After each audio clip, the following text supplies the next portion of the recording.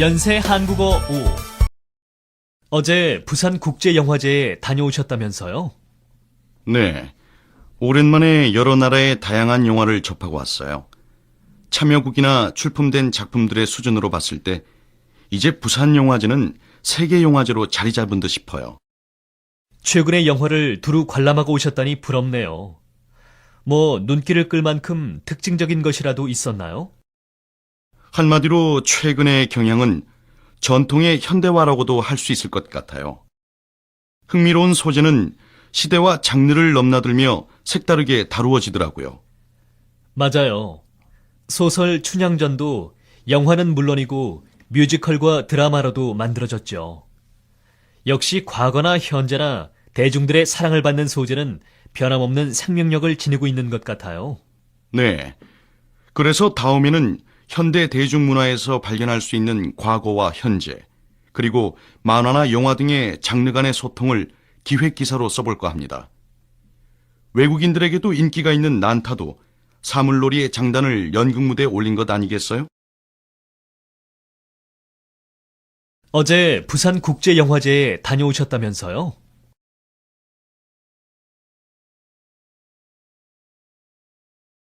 네. 오랜만에 여러 나라의 다양한 영화를 접하고 왔어요.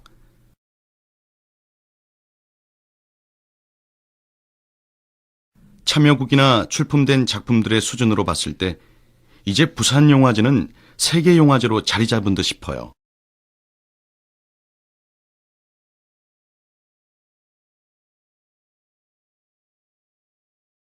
최근에 영화를 두루 관람하고 오셨다니 부럽네요.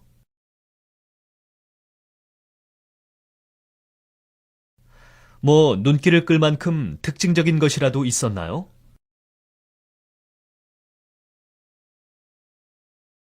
한마디로 최근의 경향은 전통의 현대화라고도 할 수 있을 것 같아요.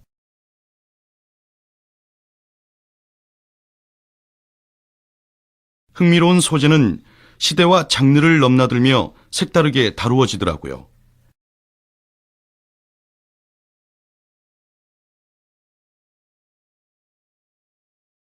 맞아요. 소설 춘향전도 영화는 물론이고 뮤지컬과 드라마로도 만들어졌죠.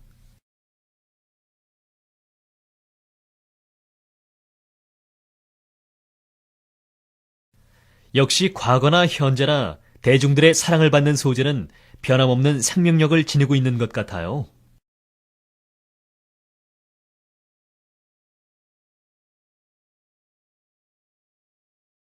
네. 그래서 다음에는 현대 대중문화에서 발견할 수 있는 과거와 현재, 그리고 만화나 영화 등의 장르 간의 소통을 기획기사로 써볼까 합니다.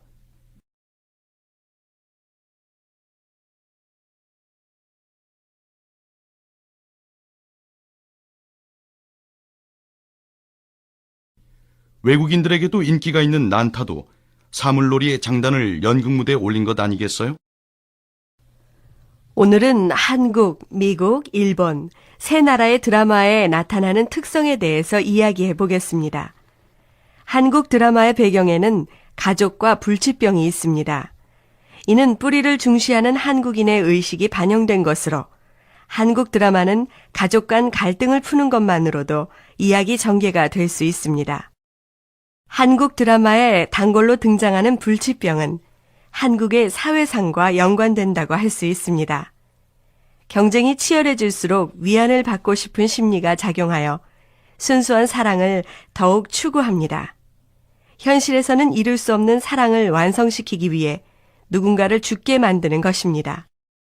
그리고 한국 시청자는 감정적인 장면과 대사에서 받는 풍부하고 강렬한 느낌을 좋아하는 듯 싶습니다. 그런데 미국 드라마에서는 갑자기 살인사건이나 폭력사건이 일어나고 주인공은 이유도 모른 채 용의자가 됩니다. 이런 재난은 왜 일어날까요? 다른 정체성을 가진 민족들이 공감할 수 있는 소재가 필요한데 일반인에게 급작스럽게 들이닥친 재난이 바로 그것입니다. 범죄는 남의 이야기가 아닌 나한테도 일어날 수 있는 일상적 재난이고 행복은 이로 인해 파괴될 수 있다는 것을 말하고 있습니다. 올해 미국 시청자 대상 조사 결과에 의하면 이러한 재난이 해결되는 장면을 보는 것이 가장 만족스럽다고 답했습니다.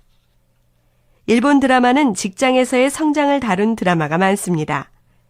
일본 드라마의 주인공은 자신의 힘으로 문제를 해결하는 미국식 히어로가 아니고 직장 동료들의 도움을 통해 성장합니다. 한국 드라마의 불치병이나 미국 드라마의 재난에 해당되는 일본 드라마의 특별한 설정은 주인공의 특이함인데요. 자기 마음을 다른 사람이 읽어버리는 주인공이나 햇빛을 보면 쓰러지는 주인공, 청소하기를 싫어하는 피아노 천재 등 특이한 주인공이 다른 사람들과 잘 어울려 지내는 과정은 조직에서 소외되길 원하지 않는 일본인들의 정서를 반영한다고도 할 수 있겠습니다. 이렇게 조직 내 충돌을 원하지 않기 때문에 일본 드라마는 인물 간 감정 대립이 크지 않으며 잔잔한 일상을 다룬 장면을 선호합니다. 한국 전통무용을 관람한 소감이 어때요? 리에 씨 나라의 춤과는 좀 다르지요? 그렇네요. 우리나라랑 가까워서 비슷할 거라고 생각했는데 많이 다르네요. 저는 조금 전에 본 태평무를 가장 좋아하는데 리에 씨는 어땠어요? 좀 느린 듯 하면서도 동작이 크고 우아해서 한복의 곡선미와 잘 어우러진 느낌이었어요. 시간과 공간에 걸친 여백의 미랄까? 하지만 저는 태평무보다 사물놀이가 더 마음에 들던데요. 아, 사물놀이요? 관객들도 같이 어깨를 들썩거리면서 즐길 수 있어서 좋았지요. 네, 정말 인상적이었어요. 장구나 꽹과리를 빠르게 치는 신명나는 몸짓이 한국 전통 예술의 역동적인 면을 보여주는 것 같더군요. 근데 이번 사물놀이 연주자들은 개량 한복을 입고 나왔던데요.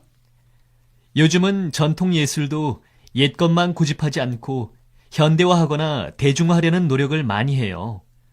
사실 대중에게 다가서지 못한다면 전통을 고수한들 무슨 의미가 있겠어요? 저는 옛날 그대로의 모습이 더 좋아요. 대중화나 현대화가 중요하니 어쩌니 해도 있던 그대로의 전통을 보존하는 것이 더 중요하다는 생각이 들기도 하고요. 한국 전통무용을 관람한 소감이 어때요?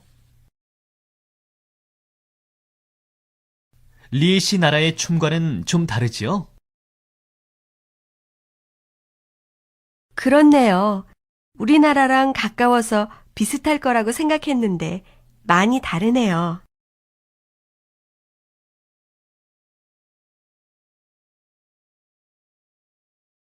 저는 조금 전에 본 태평무를 가장 좋아하는데 리에 씨는 어땠어요?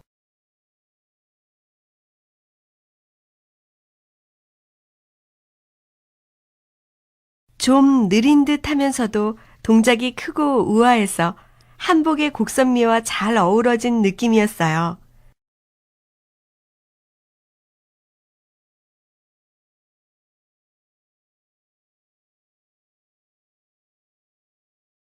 시간과 공간에 걸친 여백의 미랄까? 하지만 저는 태평무보다 사물놀이가 더 마음에 들던데요.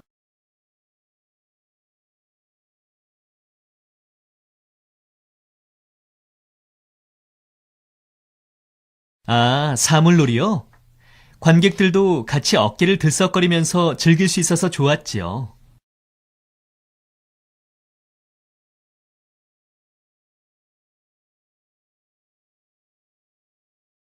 네, 정말 인상적이었어요. 장구나 꽹과리를 빠르게 치는 신명나는 몸짓이 한국 전통 예술의 역동적인 면을 보여주는 것 같더군요.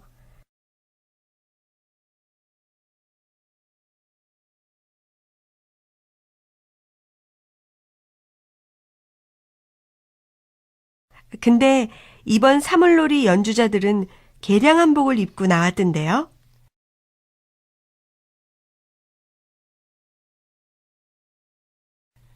요즘은 전통 예술도 옛 것만 고집하지 않고 현대화하거나 대중화하려는 노력을 많이 해요.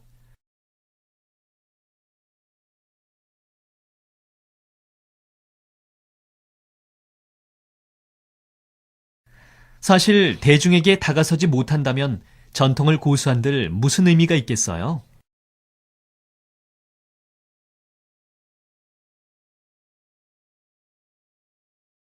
저는 옛날 그대로의 모습이 더 좋아요. 대중화나 현대화가 중요하니 어쩌니 해도 있던 그대로의 전통을 보존하는 것이 더 중요하다는 생각이 들기도 하고요. 다음 그림을 함께 봅시다. 이 그림은 단원 김홍도가 200여 년 전에 그린 그림인데요. 공책만한 작은 그림입니다. 오른쪽 위에서 왼쪽 아래로 보라고 말씀드렸죠. 이 그림에 등장하는 사람이 모두 22명인데 우선 여기 오른편 위쪽 가 부분의 중년 사나이를 보세요. 입을 해 벌리고 씨름 구경을 하고 있습니다. 재미있으니까 윗몸이 앞으로 쏠렸죠. 그러다 보니 자연스럽게 두 손이 땅에 닿았습니다. 그 옆에 있는 총각은, 아니, 상투를 들었군요. 총각이 아닙니다. 수염도 안 난 걸 보면 요즘으로 치면 고등학교 1학년이나 2학년밖에 안 되어 보이지만 장가를 갔어요. 그런데 팔베개를 하고 누웠습니다. 아니, 씨름판에 오자마자 팔베개를 하고 눕는 사람이 있겠습니까? 아, 이거 씨름판이 한참 진행돼서 이제 거의 끝날 때가 다 됐나 보다 하고 생각할 수 있습니다. 재미는 있지만 몸이 힘들어서 누운 거죠. 시간이 꽤 지났음을 보여줍니다. 자, 그럼 이제 나 부분에 있는 씨름꾼들을 보죠. 눈부터 바라보니 역시 당사자들의 눈이라 제일 심각해 보입니다. 특히 뒷사람은 눈이 아주 동그래져서 두 눈썹 사이에는 깊은 주름까지 잡혀있지 않습니까? 앞사람을 보세요.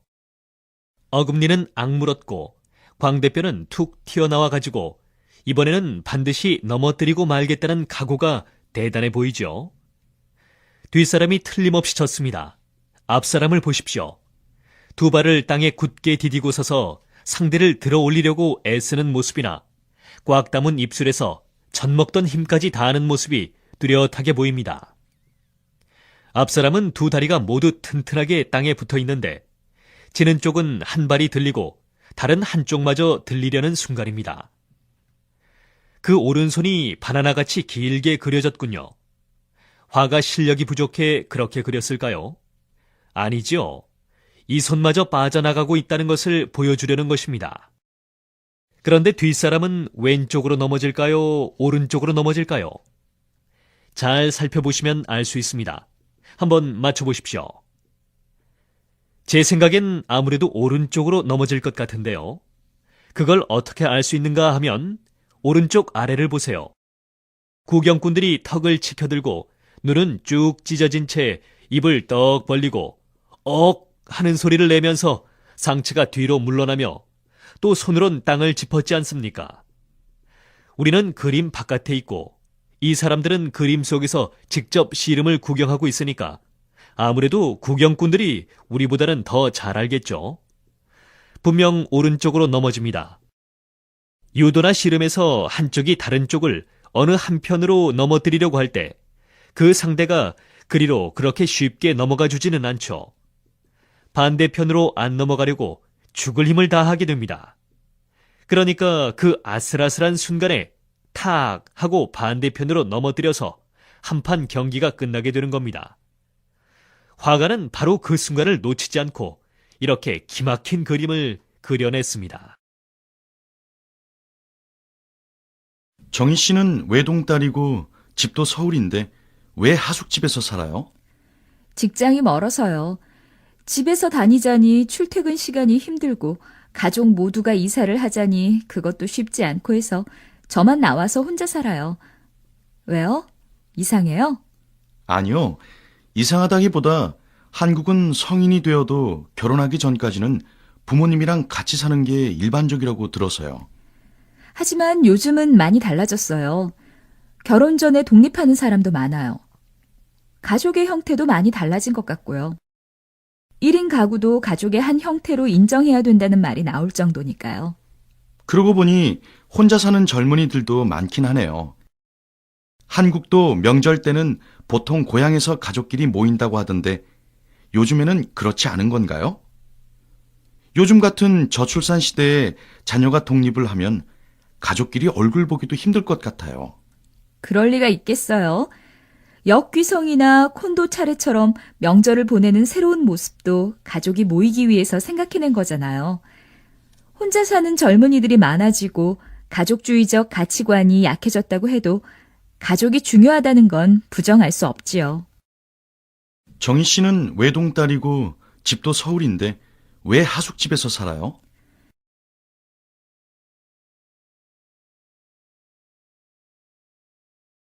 직장이 멀어서요. 집에서 다니자니 출퇴근 시간이 힘들고 가족 모두가 이사를 하자니 그것도 쉽지 않고 해서 저만 나와서 혼자 살아요.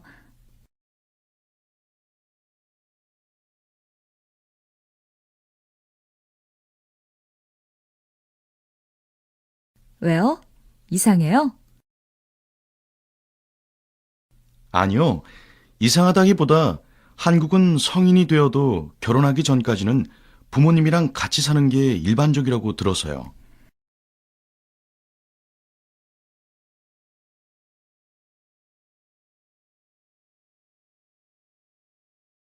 하지만 요즘은 많이 달라졌어요. 결혼 전에 독립하는 사람도 많아요.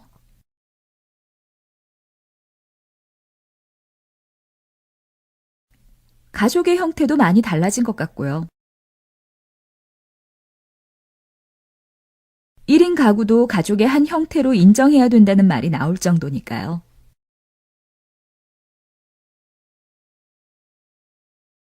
그러고 보니 혼자 사는 젊은이들도 많긴 하네요.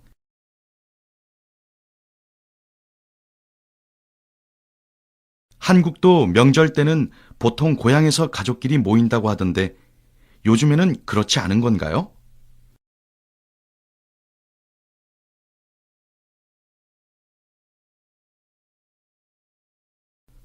요즘 같은 저출산 시대에 자녀가 독립을 하면 가족끼리 얼굴 보기도 힘들 것 같아요.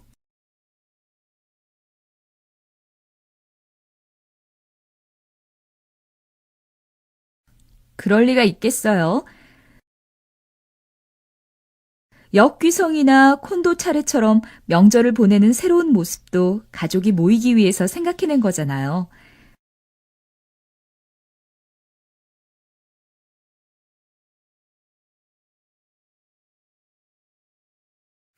혼자 사는 젊은이들이 많아지고 가족주의적 가치관이 약해졌다고 해도 가족이 중요하다는 건 부정할 수 없지요. 안녕하십니까? 연세방송의 김춘추 기자입니다. 우리 한국 사회의 특징을 흔히 가족주의라고 이야기할 만큼 가족은 한국 사람에게 중요합니다.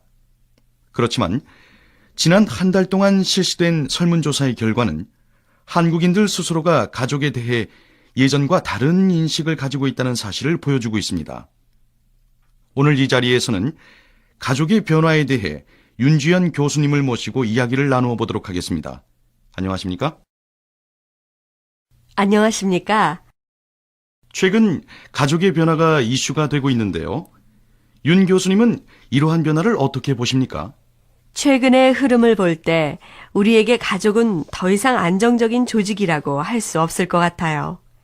가치관의 변화에 따라 가족의 성격이 변화되기 시작한 것으로 보아야 할 겁니다.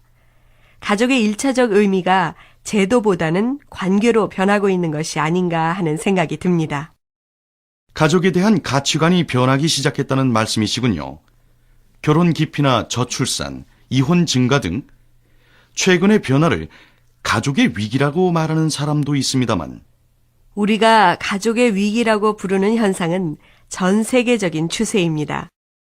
동거나 무자녀 가구 같은 비전형적인 가족 형태가 늘어나고 있으니까요. 그런 변화에 대비한 사회적 준비가 안 되어 있기 때문에 위기라고 하는 거죠. 준비가 안 되어 있다고 하셨습니다만 최근 실시된 설문조사의 결과를 보면 시민들의 의식도 상당히 달라지고 있는데요. 동거나 공동체 가족까지도 수용하는 걸 보면 그렇죠. 시민들은 이런 변화를 담담하게 받아들이고 있습니다. 이것은 시민들의 의식 변화, 특히 여성들의 의식 변화에 의한 것이라고 봅니다. 성에 대한 욕구 변화도 부부간, 부모 자식 간의 관계 변화에 큰 영향을 주고 있지요. 그렇군요. 그럼 교수님, 이러한 가족의 변화는 어떤 방향으로 흘러갈 것으로 보십니까? 저는 혈연 중심의 집단적 가치보다 한 개인의 인간적 권리가 더욱 중요하게 여겨지는 시대로 변하면서 미래의 가족은 결국 개개인의 네트워크 형태가 될 거라고 봅니다. 그렇다면 결국 가족은 해체된다는 건가요? 가족의 완전한 해체는 가능하지도 않고 바람직하지도 않다고 봅니다. 진화된 형태의 가족이 새로 생성되는 것이지요. 다양한 형태로 분화되는 것은 필연적이고요. 해체가 아닌 진화된 가족 혹은 분화된 가족으로 바뀔 거라는 말씀이시군요. 사회가 변화하고 가치관도 변화함에 따라 우리 사회의 가족의 형태도 다양해질 것 같습니다. 이러한 변화에 대한 사회적 준비와 정책적인 대비가 필요할 것으로 생각됩니다. 검은색 정장을 입었네요. 어디 다녀오는 길이에요? 네. 친구 아버님이 돌아가셨다는 소식을 듣고 문상을 다녀왔죠. 마음 같아선 밤을 새고 장지까지 따라가고 싶었지만 워낙 요즘 연구소 일정이 빡빡해서요. 친구 부모님이 돌아가시면 장지까지 따라가는 것이 보통인가요? 아니, 뭐 꼭 그럴 것까지는 없겠지만 생전에 저에게도 퍽 잘해주시던 분이셔서요. 근데 조문객이 정말 많더라고요. 조문객이 많으면 가족들이 초상을 치르느라 고생이 많을 것 같아요. 요즘엔 모든 장례 절차를 장례식장에서 다 맡아 해주어서 그나마 수월해 보였어요. 전통적인 장례식과는 분위기가 다소 달랐겠군요. 그건 그렇고 장례식장에 갔을 때 가족들에게 어떻게 조의를 표해야 하는지 그것이 좀 궁금했는데 어떻게 하면 되나요? 빈소에 들어가서 절하거나 묵념만 한 후에 옆에 서 있는 유족들에게 고인의 명복을 빕니다라고 말하는데요. 아무 말씀 안 하시고 그냥 인사만 하셔도 됩니다. 검은색 정장을 입었네요. 어디 다녀오는 길이에요?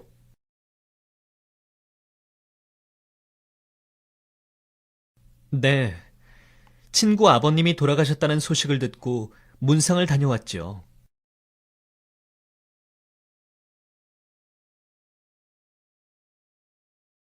마음 같아선 밤을 새고 장지까지 따라가고 싶었지만 워낙 요즘 연구소 일정이 빡빡해서요.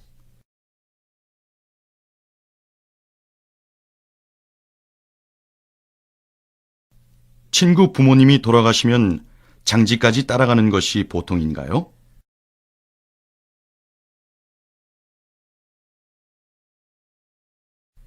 아니, 뭐 꼭 그럴 것까지는 없겠지만 생전에 저에게도 퍽 잘해주시던 분이셔서요.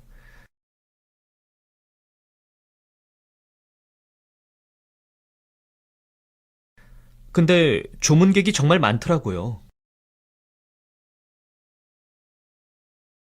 조문객이 많으면 가족들이 초상을 치르느라 고생이 많을 것 같아요.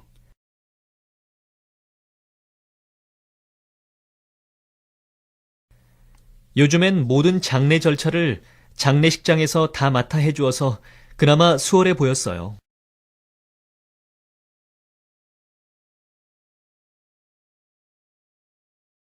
전통적인 장례식과는 분위기가 다소 달랐겠군요.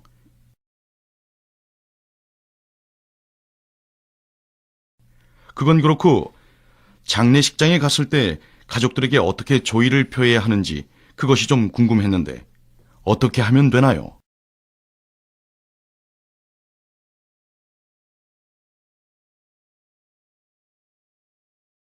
빈소에 들어가서 절하거나 묵념만 한 후에 옆에 서 있는 유족들에게 고인의 명복을 빕니다라고 말하는데요.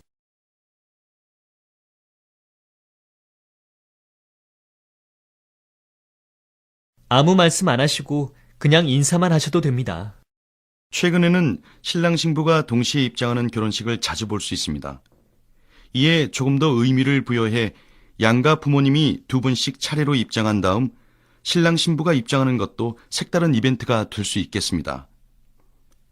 하객들에게 양가 부모님을 정식으로 소개하고 결혼식에 참석해 주신 것에 대해 감사하는 의미도 될 수 있습니다. 이러한 색다른 입장은 다정하고 화목한 부모님들의 뒤를 이어 더 잘 살겠다는 뜻을 담는 것으로도 의미를 부여할 수 있을 것입니다. 다음으로 요즘 결혼식에서는 신랑 신부가 서로에 대한 사랑의 마음을 담아 쓴 편지를 읽는 이벤트도 볼 수 있습니다.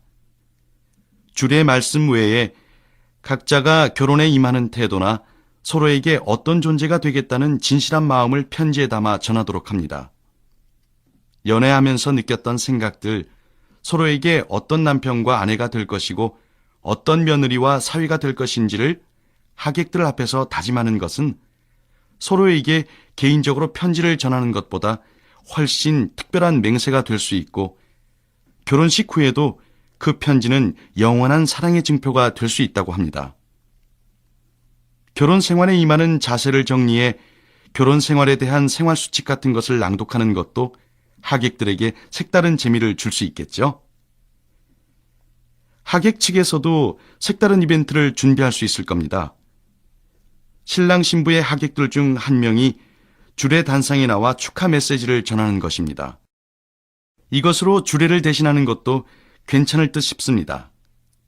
나이도 성별도 지위도 상관없이 신랑 신부에게 가장 애틋한 마음을 갖고 있는 하객들 중 한 명이 편지 형식으로 축하 메시지를 전합니다.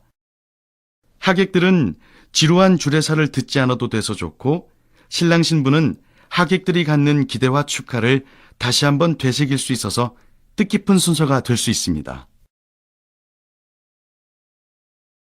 드라마에서 보니까 가정교육을 제대로 못 받았다는 말이 나오던데 한국에서는 그런 말을 많이 쓰나 봐요? 존슨 씨 나라에서는 그런 말 안 쓰나요? 한국에서는 보통 예의가 없거나 인사성이 없으면 가정에서 부모님이 자녀에게 예의 범절을 가르치지 않아서 그렇다고 말을 하거든요. 그래서 그런지 한국 학생들을 보면 인사도 잘하고 예의가 바른 것 같아요. 게다가 놀란 건 자식들을 위해 자신을 희생하는 부모님이 많다는 거예요. 자식들을 좋은 대학에 보내려고 비싼 교육비도 아끼지 않고 학원까지 보내면서 공부시키잖아요. 그건 한국 부모님들의 교육열이 높아서 그런 것 같아요. 가능하면 자식이 교육을 많이 받아서 사회적으로 성공하길 바라는 게 대다수 부모님들의 마음이지요.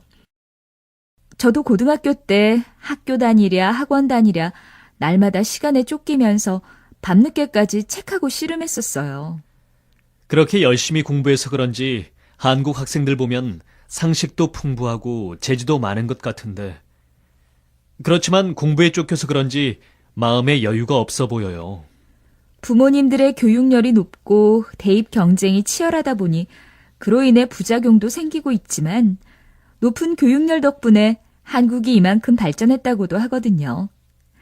한국은 천연 자원이 부족한 나라인데 교육 덕분에 인적 자원이 풍부하다고들 하니까요. 드라마에서 보니까 가정교육을 제대로 못 받았다는 말이 나오던데 한국에서는 그런 말을 많이 쓰나 봐요?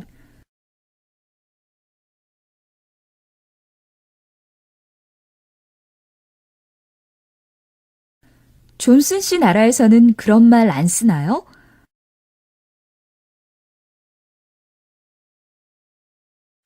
한국에서는 보통 예의가 없거나 인사성이 없으면 가정에서 부모님이 자녀에게 예의 범절을 가르치지 않아서 그렇다고 말을 하거든요.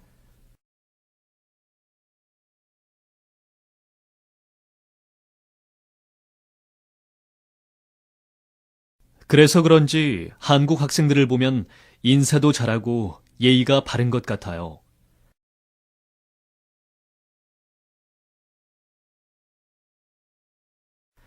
게다가 놀란 건 자식들을 위해 자신을 희생하는 부모님이 많다는 거예요.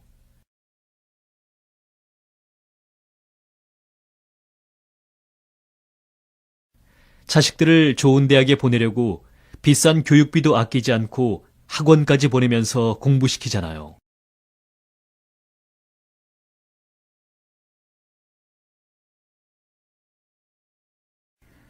그건 한국 부모님들의 교육열이 높아서 그런 것 같아요.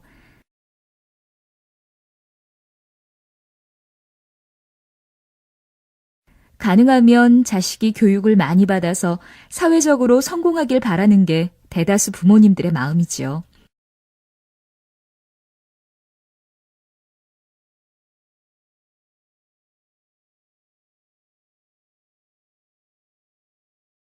저도 고등학교 때 학교 다니랴 학원 다니랴 날마다 시간에 쫓기면서 밤늦게까지 책하고 씨름했었어요.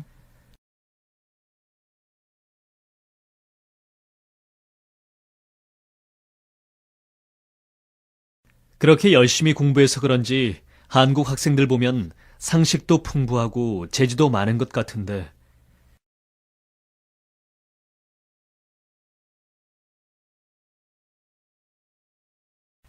그렇지만 공부에 쫓겨서 그런지 마음에 여유가 없어 보여요.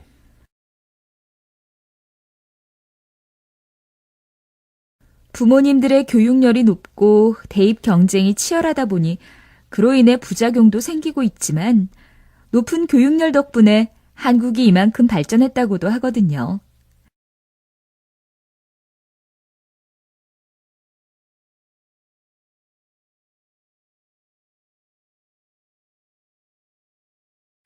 한국은 천연 자원이 부족한 나라인데 교육 덕분에 인적 자원이 풍부하다고들 하니까요. 학교나 가정의 체벌이 아동이나 청소년에게 어떤 교육적 효과가 있을까요? 심리학, 교육학 등 여러 분야의 연구를 보면 체벌은 부정적인 영향이 더 크다고 합니다. 체벌은 교사나 부모에 대한 반발심이나 적개심을 유발하고 인격적인 모욕을 느끼게 할 수 있다고 합니다. 또한 체벌은 다른 사람을 통제하기 위해서는 폭력을 사용해도 된다고 생각하게 만들 수 있으며 정서 발달에 부정적인 영향을 미칠 수 있고 우울, 소외, 알코올 남용, 자살 등의 가능성을 높인다고 합니다. 그러나 부모가 애정을 가지고 일관성 있게 훈육을 하는 가정에서는 체벌이 있더라도 자녀가 비행이나 문제 행동을 일으키지 않고 오히려 긍정적인 교육 효과가 있다는 연구 보고도 있습니다. 이는 체벌 자체보다는 애정과 믿음을 바탕으로 한 상호 관계가 더 중요함을 보여주는 것입니다. 이러한 연구 결과는 최근 학교 현장에서 논란이 되고 있는 교사의 체벌에 대해 시사하는 바가 큽니다. 체벌을 당하는 학생들의 대부분은 교사가 자기에게 애정과 관심을 가지고 자신을 올바르게 교육시키기 위해 체벌을 했다고 생각하지 않습니다. 왜 우리 학생들은 교사를 이렇게밖에 보지 않을까요? 이는 학생들의 잘못만이 아닙니다. 학부모가 자녀들 앞에서 교사에 대해 어떻게 이야기하고 행동했는지, 우리 사회가 교사들을 어떻게 생각하고 대했는지, 그리고 교사들은 학생들에게 어떤 마음과 자세로 임했는지에 대해 우리 모두 깊은 고민과 반성을 해야 합니다. 교사와 학생, 그리고 학부모 간의 신뢰가 없는 교육 환경에서는 제대로 교육이 이루어지기 어렵지요. 따라서 체벌에 대한 논의보다도 교사, 학생, 그리고 학부모 간의 애정과 신뢰를 회복하는 것이 더 시급합니다. 또한 교사는 자긍심을 갖고 학생들에게 애정과 관심을 보인다면 체벌의 존폐에 대한 논의는 더 이상 필요 없을 것입니다. 길 건너 시립도서관에서 이번 달 평생교육 프로그램 수강생을 모집한다는 광고가 났어요. 수강료도 무료이던데요. 뭐 배우려고요? 저도 주말에는 쉬니까 뭘 좀 배울까 하고 있었는데. 저는 독서 논술 강좌를 들을까 해요. 공부해두면 여러모로 쓸모가 많을 것 같아요. 나중에 아이가 생기면 아이 가르치는데도 도움이 될 것 같고요. 우리 하숙집 아주머니는 구청 복지관에서 한복하고 조각보를 배우신다고 하더라고요. 벌써 중급 과정은 끝내고 고급 과정이래요. 지도자 과정까지 마칠 계획이신가 봐요. 연세도 많으신데 열의가 대단하세요. 멋있는 분이네요. 요즘은 나이가 들어서도 끊임없이 배우고 자신을 개발하려는 사람이 많아진 것 같아요. 맞아요. 그렇게 하지 않고서는 삶의 질이 향상되기 어렵죠. 다양한 학습 기회를 제공해주는 평생 교육이 이제는 필수적인 것이 된 것 같아요. 그래요. 평균 수명이 길어진 만큼 의미 있는 노후 생활을 위해서라도 뭔가 준비를 해야겠죠. 길 건너 시립도서관에서 이번 달 평생교육 프로그램 수강생을 모집한다는 광고가 났어요.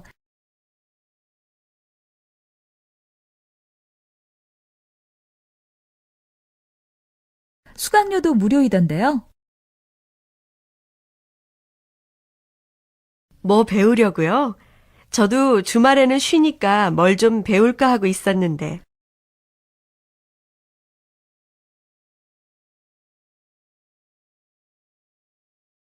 저는 독서 논술 강좌를 들을까 해요.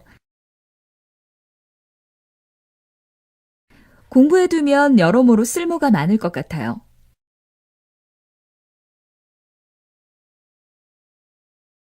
나중에 아이가 생기면 아이 가르치는데도 도움이 될 것 같고요.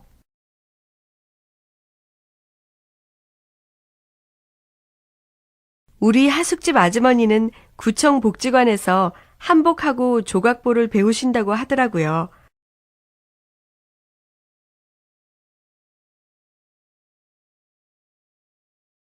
벌써 중급 과정은 끝내고 고급 과정이래요.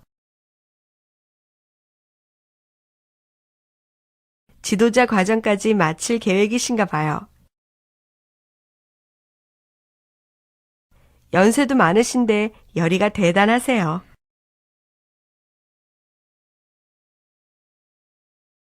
멋있는 분이네요.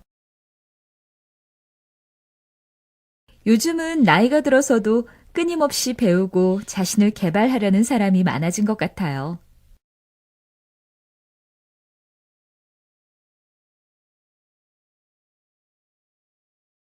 맞아요. 그렇게 하지 않고서는 삶의 질이 향상되기 어렵죠.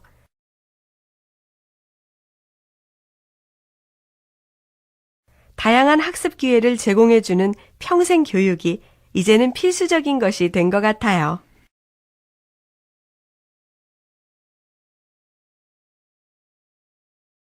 그래요.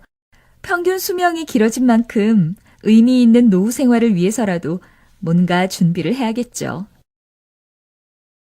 리에 씨, 얼굴이 아주 많이 탔네요. 아참, 이번 방학에 히말라야에 다녀오셨죠? 네, 꼭 한번 가보리라 꿈꾸던 곳이었거든요. 역시 말로 형용할 수 없으리만치 멋지더군요. 구름 위에 우뚝 솟은 모습이 아직도 눈에 선해요. 등산을 자주 하시는 리에 씨가 그렇게 반할 정도라니 정말 대단한가 보군요. 산을 오르는 일은 언제나 산의 정기와 맑은 향을 느낄 수 있어 좋죠. 리에 씨, 이번에야말로 이런 산의 정기와 향을 만끽하셨겠네요. 글쎄요. 그렇게 즐기기에는 그 자연의 위용과 풍모가 너무 장엄해서요. 뭐랄까, 태초 그대로인 자연의 험준한 산세에 눌려 압도당하는 기분이랄까? 인간이란 게 얼마나 보잘것없는 존재이던지요. 와, 거대한 자연의 경이로움에 압도되셨군요. 저도 지난번 아마존에서 유유히 흐르는 물줄기를 보며 자연이란 결코 인간이 넘볼 상대가 아님을 느꼈거든요. 그럼요. 저는 까마득한 산 정상을 채 못 넘고 흩어져 버리는 새떼들을 보는 순간 숨이 막히더라고요. 사실 이런 자연과 비교하면 인간이란 존재는 너무 작고 미약한 것 같아요. 리에 씨, 얼굴이 아주 많이 탔네요. 아참, 이번 방학에 히말라야에 다녀오셨죠? 네, 꼭 한번 가보리라 꿈꾸던 곳이었거든요. 역시 말로 형용할 수 없으리만치 멋지더군요.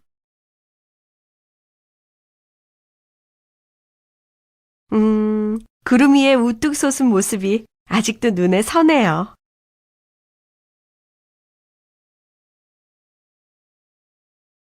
등산을 자주 하시는 리에 씨가 그렇게 반할 정도라니 정말 대단한가 보군요.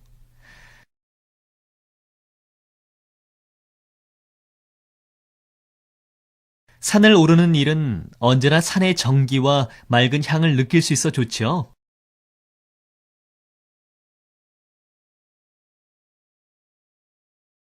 리에 씨, 이번에야말로 이런 산의 정기와 향을 만끽하셨겠네요?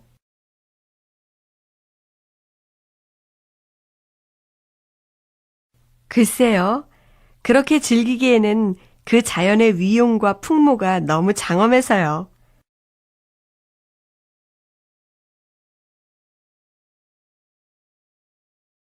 뭐랄까, 태초 그대로인 자연의 험준한 산세에 눌려 압도당하는 기분이랄까?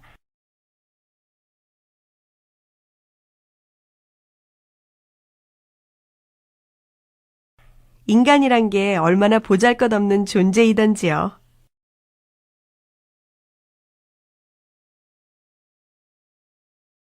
와, 거대한 자연의 경이로움에 압도되셨군요.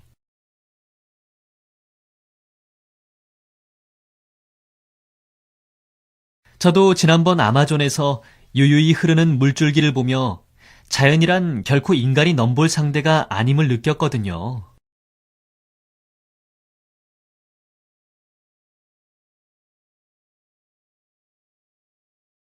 그럼요. 저는 까마득한 산 정상을 채 못 넘고 흩어져 버리는 새떼들을 보는 순간 숨이 막히더라고요.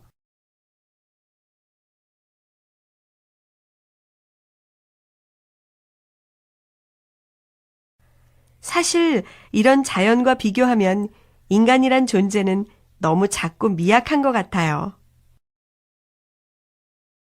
제가 다녀온 곳은 아직 괜찮았지만 아마존의 다른 지역은 많이 훼손이 되었다고 들었어요.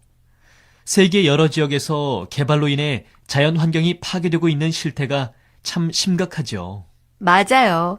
그동안 우리 인간이 경제 발전을 위해 개발할 줄만 알았지 정작 중요한 우리 삶의 터전이 파괴되어 가는 것에는 무관심했던 것 같아요. 인간의 근시안적인 판단과 무분별한 개발이 무척 걱정스럽습니다. 우리의 후손들에게도 미안한 일이지요. 우리의 환경을 잘 보존해서 물려주어야 할 텐데 말이에요. 무엇보다도 개개인이 친환경적인 사고방식과 생활태도를 몸에 익혀야 해요. 환경보호 관련법을 제정하거나 대체 에너지를 개발하거나 하는 정부 차원의 노력도 중요하지만요. 글쎄요.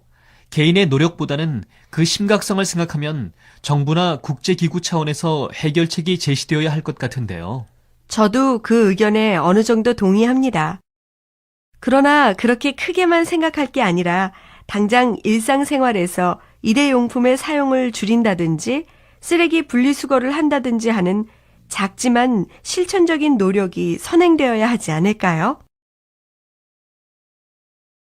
제가 다녀온 곳은 아직 괜찮았지만 아마존의 다른 지역은 많이 훼손이 되었다고 들었어요.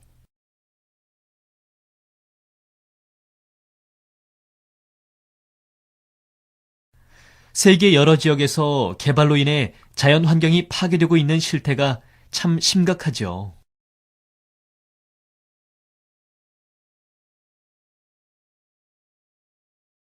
맞아요. 그동안 우리 인간이 경제 발전을 위해 개발할 줄만 알았지 정작 중요한 우리 삶의 터전이 파괴되어 가는 것에는 무관심했던 것 같아요.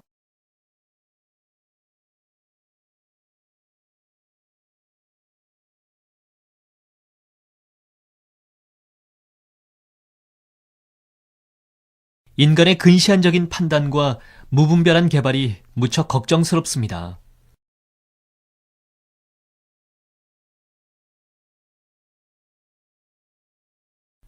우리의 후손들에게도 미안한 일이지요. 우리의 환경을 잘 보존해서 물려주어야 할 텐데 말이에요.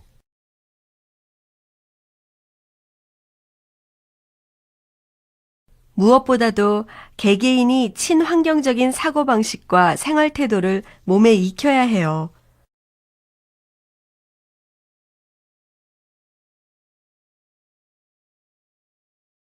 환경보호 관련법을 제정하거나 대체 에너지를 개발하거나 하는 정부 차원의 노력도 중요하지만요.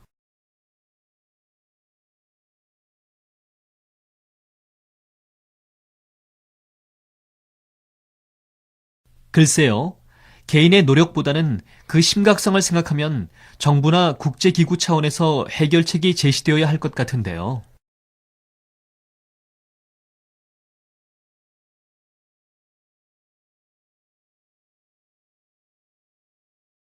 저도 그 의견에 어느 정도 동의합니다.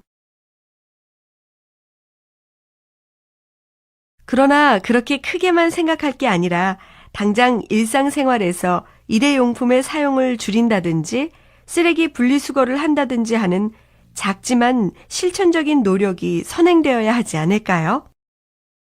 이치범 환경부 장관이 10대 그룹 CEO들을 만나 환경 정책에 관한 협력을 모색합니다. 환경부 장관이 10대 그룹 CEO와 협력에 나서는 것이 이번이 처음인 만큼 많은 국민들의 관심이 몰리고 있는데요. 이치범 환경부 장관을 연결해서 얘기 나눠보겠습니다. 이치범 장관님, 안녕하십니까? 네, 안녕하십니까. 우선 앞서 말씀드린 10대 그룹 CEO와 협력을 모색하게 된 배경이 궁금한데요. 이번 협력으로 친환경 기업 경영과 환경 보존이라는 두 가지 목적을 다 이룰 생각을 하고 계신 것 같네요. 네, 오늘 환경부에서 10대 그룹 핵심 CEO들을 초청해서 간담회를 개최할 예정입니다. 환경 정책에 있어서는 기업과 기업 CEO가 주요한 고객입니다.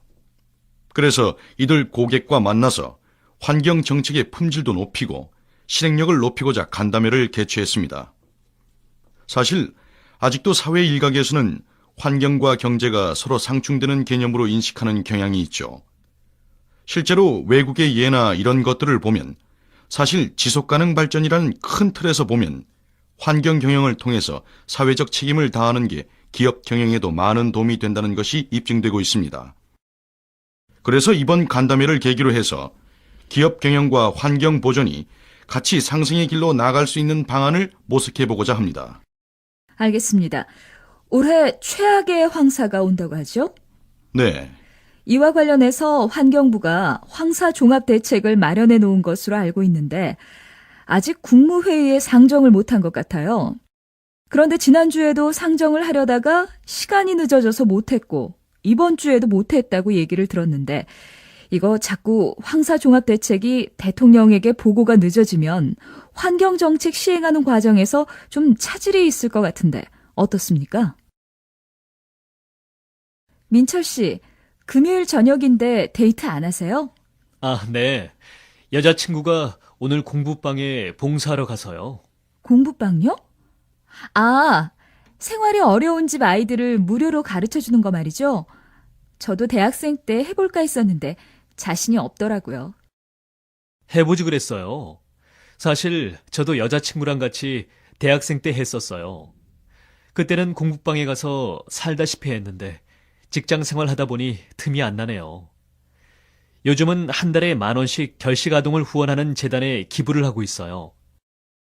적은 돈이지만 십시일반이라고들 하니까요. 어머, 그래요? 전 왠지 기부는 좀 많은 돈을 해야 한다는 생각이 들어서 생각도 못 했는데. 그렇게 생각하기 쉬운데 홍수 때 전화로 1-2,000원씩 수재 의연금을 내기도 하잖아요. 돈 액수가 문제가 아니라 이웃과 더불어 살아간다는 마음이 중요한 게 아닐까요? 하긴 아무리 가진 것이 없다 해도 나눌 것은 있다고들 하죠. 저도 이제부터 적은 돈이라도 기부할까 봐요. 민철 씨, 금요일 저녁인데 데이트 안 하세요?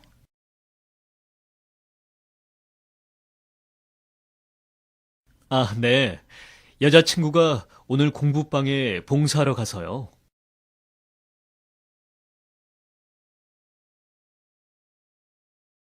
공부방요? 아, 생활이 어려운 집 아이들을 무료로 가르쳐주는 거 말이죠?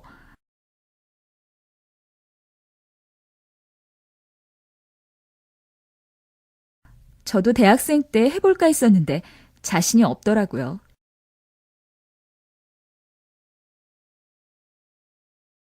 해보지 그랬어요. 사실 저도 여자친구랑 같이 대학생 때 했었어요.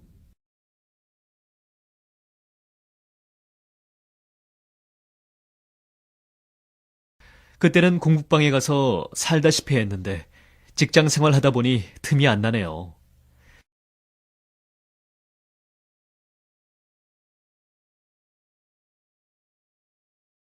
요즘은 한 달에 10,000원씩 결식 아동을 후원하는 재단에 기부를 하고 있어요.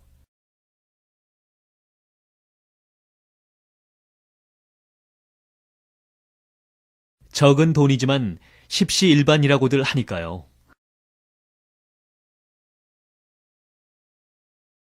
어머, 그래요?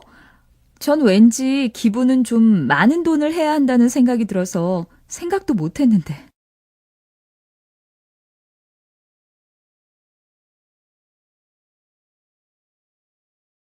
그렇게 생각하기 쉬운데 홍수 때 전화로 1, 2천원씩 수재 의연금을 내기도 하잖아요.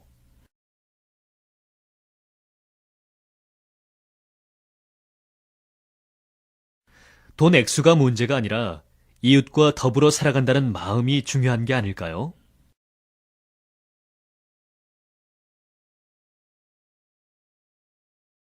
하긴, 아무리 가진 것이 없다 해도 나눌 것은 있다고들 하죠.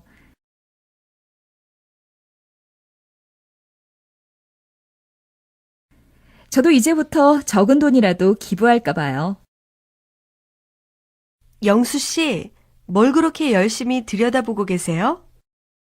국외에 파견하는 봉사인력 모집에 관한 안내문을 읽고 있던 참이었어요. 한국과 세계 여러 국가 간의 우호 협력 증진을 목적으로 설립된 단체에서 국외로 다양한 분야의 인력을 파견한다고 하네요. 영수 씨, 졸업하고 취직을 하는 줄 알았는데 외국에 나갈 계획이세요? 네. 얼마 전에 방송된 다큐멘터리를 통해 국제 난민 구호 활동을 하는 젊은이들이 많다는 걸 알게 됐거든요. 취직을 1, 2년 미루더라도 젊었을 때 뭔가 뜻있는 일을 해야겠더라고요. 그래서 요즘 이것저것 알아보고 있어요. 국외로 나가면 견문도 넓힐 수 있을 것 같고요. 정말 좋은 생각이네요. 하긴 요즘은 세계가 점점 좁아져서 지구촌이란 말이 진짜 실감나요. 그런데 어느 나라에 가고 싶으세요? 제가 도움이 될 수 있는 곳이라면 어디든지 상관없습니다. 봉사를 함으로써 남을 도울 수 있고 저도 배우면서 성장할 수 있을 것 같아요. 영수 씨, 뭘 그렇게 열심히 들여다보고 계세요?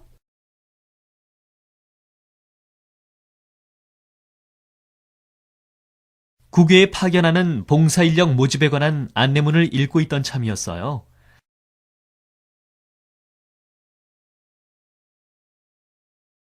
한국과 세계 여러 국가 간의 우호 협력 증진을 목적으로 설립된 단체에서 국외로 다양한 분야의 인력을 파견한다고 하네요.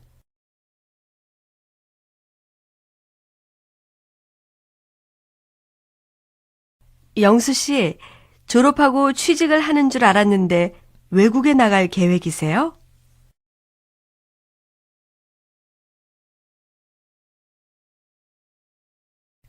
네. 얼마 전에 방송된 다큐멘터리를 통해 국제 난민 구호 활동을 하는 젊은이들이 많다는 걸 알게 됐거든요.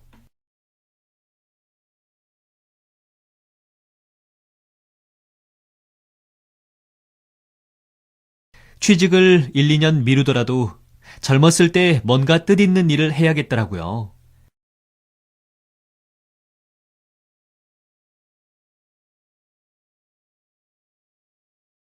그래서 요즘 이것저것 알아보고 있어요. 국외로 나가면 견문도 넓힐 수 있을 것 같고요.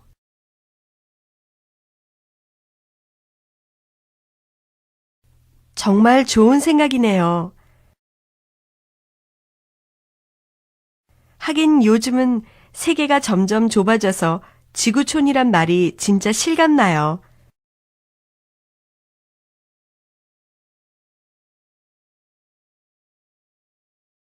그런데 어느 나라에 가고 싶으세요?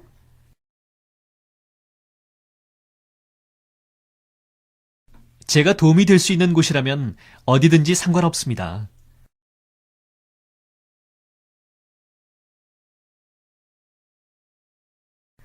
봉사를 함으로써 남을 도울 수 있고 저도 배우면서 성장할 수 있을 것 같아요. 우리나라도 도울 사람 많은데 왜 외국까지 도와야 하나요? 제가 지난 7년간 긴급 구호를 하면서 가장 많이 받은 질문입니다. 물론 우리나라에도 도울 사람 많습니다. 그리고 그들을 먼저 돌봐야 하는 건 당연한 일입니다. 이를 위해 정부 차원에서는 보건복지부가, 민간 차원에서는 수백 개의 사회복지 NGO가 열심히 일하고 있습니다. 제도와 조직의 사각지대에 있는 사람들이라도 우리끼리 힘을 합치면 얼마든지 도울 수 있습니다. 그러나 우리 도움이 필요한 나라 사람들은 1,000원, 2,000원에 목숨이 왔다 갔다 합니다. 열대지방에서 설사병으로 죽어가는 아이는 1,000원짜리 링거 한 병이면 살릴 수 있고, 지진으로 무너진 산간 지역 아이들은 2,000원짜리 담요 한 장이면 한겨울의 치명적인 저체온증을 막을 수 있습니다. 또한 이렇게 생각해보면 어떨까요? 1950년 한국전쟁 직후부터 1990년까지 우리를 원조했던 나라에는 국내에 도울 사람이 한 명도 없어서 40년간이나 한국을 도왔을까요? 분명히 그 나라에도 왜 한국까지 돕느냐는 사람들이 많았을 것입니다. 그러나 우리가 전폭적인 해외 원조를 받았으니 경제 규모 세계 10위권인 지금 그 은혜의 빚을 갚아야 한다고는 말하고 싶지 않습니다. 부채감이나 의무감으로 누구를 돕는다는 것은 슬픈 일이기 때문입니다. 우리 이웃이든 다른 나라든 남을 도울 때는 기껍고 즐거운 마음이어야 합니다. 나와 아무 상관없는 아이지만 설사 같은 시시한 병으로 죽어갈 때 그 아이를 꼭 살리고 싶다는 간절한 마음도 함께 가야 한다고 생각합니다. 세계 오지 여행과 긴급 구호를 하면서 우리나라 사람들의 인정이 대단히 고품질이라는 것을 저는 확실히 알게 되었습니다. 이제 이 고품질 인정이 대한민국을 넘어서 전 세계로 뻗어나갔으면 좋겠습니다. 지금도 아주 잘하고 있지만 말입니다. 자신이 남을 도와준 만큼 필요할 때 도움을 받을 수 있다면 얼마나 좋을까요? 인천에서는 지난해부터 찾아 쓰는 자원봉사 마일리지 제도가 실시되고 있는데 시민들의 반응이 뜨겁습니다. 김영수 기자의 보도입니다. 여기는 인천시청 조리실입니다. 자원봉사 아주머니들의 음식 만드는 손길이 분주합니다. 독거 노인들에게 가져다 줄 찌개와 생선, 그리고 밑반찬들이 정성스럽게 만들어지고 있습니다. 봉사단원이 음식을 들고 찾아간 곳은 81살 장순자 할머니 댁. 병원 봉사활동과 환경미화 등 200여 차례의 자원봉사를 하고 있는 할머니지만 혼자 사는 탓에 정작 제대로 된 음식 해먹기가 쉽지 않습니다. 장순자 할머니를 만나보겠습니다. 있는 거 대충 먹어야지. 끼니를 때워야지. 그런 생각을 해도 이렇게 해주니까 얼마나 감사한지 몰라요. 인천시 연수동에 사시는 77살 전진석 할아버지는 지난달 쓰레기를 줍는 봉사활동을 하다 돌에 걸려 넘어지는 바람에 대퇴골이 골절되는 중상을 입었습니다. 간병인을 둘 형편이 못돼 애를 태웠었는데 인천시에 찾아 쓰는 자원봉사 마일리지 제도로 한시름 놓게 됐습니다. 760시간에 달하는 자원봉사 마일리지 덕분에 자신이 봉사한 만큼 무료로 간병을 받을 수 있게 됐기 때문입니다. 전진석 할아버지를 만나봤습니다. 너무 감격스러웠어요. 우리 안 사람도 장애급수 2급이고 딸도 자식 키우고 그래서 부모 자주 찾아올 수 없으니까. 현재 인천시에 등록된 자원봉사자 수는 시 인구의 10%가 넘는 26만 명 수준. 인천시가 지난해 전국 최초로 찾아 쓰는 자원봉사 마일리지 제도를 시작하면서 시민들 사이에 자원봉사가 크게 번지고 있습니다. 찾아 쓰는 자원봉사 마일리지는 간병, 차량 지원, 도배, 집수리 등 그 종류도 다양합니다. 인천시는 주변에 어려운 사람이 있을 때 자신의 마일리지를 그 사람에게 나눠줄 수 있는 기부제까지 도입하고 있습니다. 인천시는 찾아 쓰는 자원봉사 마일리지 제도가 생활 속에서 누구나 쉽게 자원봉사를 할 수 있고 자신이 어려울 때 도움까지 받을 수 있는 제도임을 적극 홍보할 계획입니다. 이상 인천에서 김영수였습니다.